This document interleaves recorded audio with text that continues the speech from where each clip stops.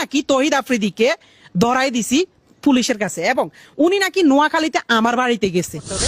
সবকিছুর মধ্যে শুধু আপনারা আমাকে ঢুকাই দিতেছেন ওনার সাথে।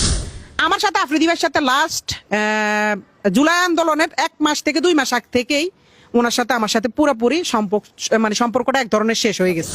আমাদের তহিদ আফ্রিদি টিম মেম্বার তো আমি একা ছিলাম না, আপনারা সবাই আমাকে নিয়ে পড়ে আছেন কেন ভাই? প্রায় 1 থেকে 1 বছর 2-3 মাসের মতো ওনার সাথে কোনো ধরনের যোগাযোগ নেই। ওনার সাথে লম্বা লম্বা কথা বলতেছে যে তহিদ আফ্রিদির চামচা, তহিদ আফ্রিদিকে ধরাই দিছে, সে একটা বিশ্বাসঘাতক, সে একটা এটা সেটা। আপনাকে আমার একটা পরিবার আছে, আপনার একটা পরিবার আছে, দয়া করে হাত জোর করে মাপ চাই। আসসালামু আলাইকুম, আমি মোহাম্মদ তানভীর রাহি।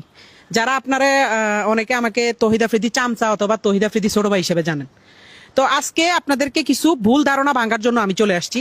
আপনারা জানেন গতকালকে আফ্রিদি ভাইকে বরিশাল থেকে মেবি গ্রেপ্তার করা হয়েছে।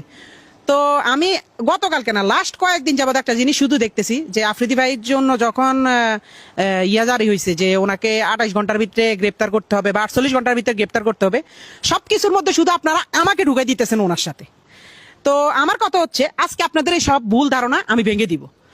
আমার সাথে আফ্রিদি ভাইয়ের সাথে লাস্ট জুলাই আন্দোলনের 1 মাস থেকে 2 মাস আগ থেকেই ওনার সাথে আমার সাথে পুরোপুরি সম্পর্কটা এক ধরনের শেষ হয়ে গেছে। তো সম্পর্ক শেষ হওয়ার পরে আমার সাথে ওনার সাথে ওরকম কোনো যোগাযোগ নেই। শুধু যোগাযোগ ওনার সাথে আমার সাথে জুলাই আন্দোলনের পরে উনি যখন বাংলাদেশে আসছে তখন 2 বার ওনার সাথে যোগাযোগ হয়েছে।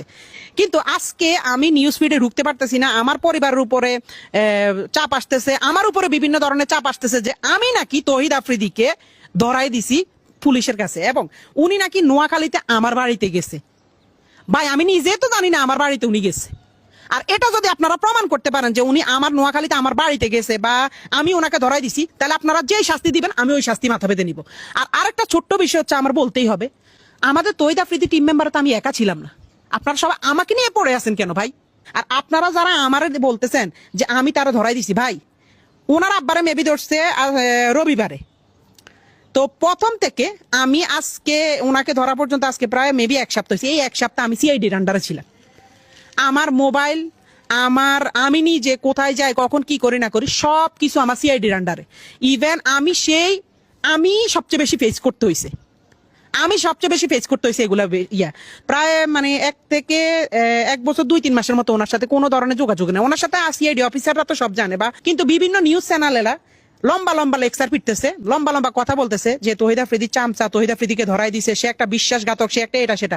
ভাই এসব মিথ্যা বানোয়াট আপনি যে আমার মুখ থেকে শুনছেন, আমার থেকে জানছেন, না জেনে না শুনে আপনি কেন এসব মিথ্যা বানোয়াট কথা বলতেছেন? এসব মিথ্যা নিউজ কেন ছড়াইতেছেন? আপনি আপনার বিবেককে প্রশ্ন করেন। আপনারা আমার নামে মিথ্যা নিউজ, মিথ্যা বানোয়াট কথা ছড়ানোর তো কোনো লাভ নাই। মিথ্যা বানোয়াট ছড়ায় আপনার কি লাভ হবে? সঠিক তথ্য আমি একটাই বলি, আমি নিজেই আজকে লাস্ট 1 সপ্তাহ থেকে পুলিশের কাছে ছিলাম। ইভেন আমি যখন দেখছি যে আমার বিষয়টা বেশি হয়, তখন আমি ইলিয়াস হোসেন ভাইয়ের সাথে কথা বলছি এবং হিমেল ভাইয়ের সাথে কথা বলছি।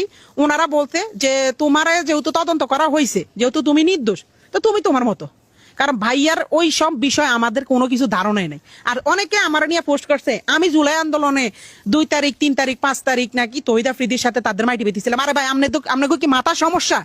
আপনারা কি আমার ফেসবুকে যায় দেখতে পারেন আমি কোথায় ছিলাম, কি ছিলাম? বা আমার নোয়াখালীর ভাই ব্রাদাররা যারা আমার লগের আন্দোলনে গেছে তারা কি জানে না আমি কই আছিলাম? আমি জুলাই মাস, আগস্ট মাস, সেপ্টেম্বর মাস গত বছর নোয়াখালীতে ছিলাম, কারণ তখন বন্যা হয়েছিল, আপনারা ভালো করে জানেন, তখন বন্যার সময় বন্যা হয়েছিল। তো এইসব মিথ্যা অপবাদ একজনের নামে, আমার নামে আপনি মিথ্যা কথা ছড়ায় আপনার কি লাভ? আমার এটা একটু বলেন। মিথ্যা বানোয়াট কথাবার্তা ছড়ায় আপনার কি লাভটা হয়? আমার এটা একটু বলেন। আপনাকে আমার একটা পরিবার আছে, আপনার একটা পরিবার আছে, দয়া করে হাত জোর করে মাপ চাই। মিথ্যা ছড়ানোর আগে জানবেন, না জানে শুনে মিথ্যা কারণ আমি নিউজ করেন না। ধন্যবাদ।